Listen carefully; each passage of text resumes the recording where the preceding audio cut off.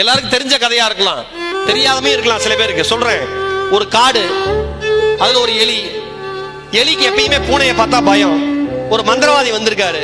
அந்த மந்திரவாதி வரப்ப அந்த எலி இது பக்கத்திலேயே பாவமா இருந்திருக்கு. மந்திரவாதி எலிகிட்ட பேசியிருக்காரு, நீ ஏன் இவ்வளவு சோகமா இருக்குன்னு. எனக்கு பூனையை பார்த்தா பயமா இருக்குன்னு இருக்கு. நீ ஏன் கவலைப்படுற, நான் உன்னை பூனையா மாத்துறேன்னு இருக்காப்புல. பூனையா மாறிடுச்சு. பூனை நடந்து போயிட்டு இருந்திருக்கு. யானை அம்மா பெருசு வந்திருக்கு. இதால் நிமிந்தே பார்க்க முடியல. எப்பா அப்படின்னு மறுபடியும் மந்திரவாதிட்டு ஓடி இருக்கு. யானையை பார்த்தா ரொம்ப பயமா இருக்கு. மிதிச்சதுன்னா நான் சமாதி ஆயிடுவோம் போல இருக்கு. சரி, யானையா மாறிக்கப்போ.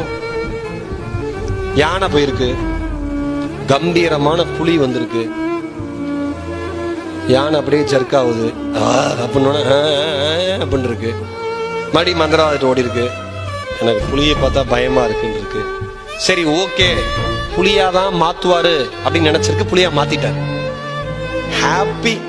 புலிக்கு சந்தோஷம் தாங்கல. அப்படியே கம்பீரமா நடந்து போயிருக்கு. எழுத்த மாதிரி ஒரு வேட்டைக்காரன் துப்பாக்கி வச்சு கரெக்டா பார்த்திருக்கான்.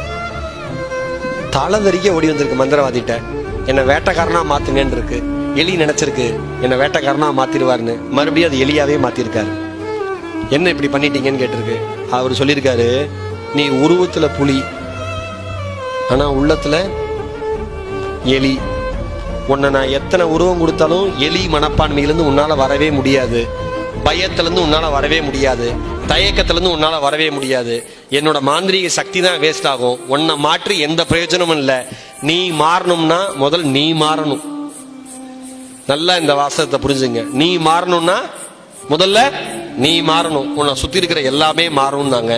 அதே மாதிரிதான் நானும் சொல்றேன், நீங்க மாறணும்னா நீங்க மாறணும். உங்களை சுத்தி இருக்கிற எல்லாமே மாறும்.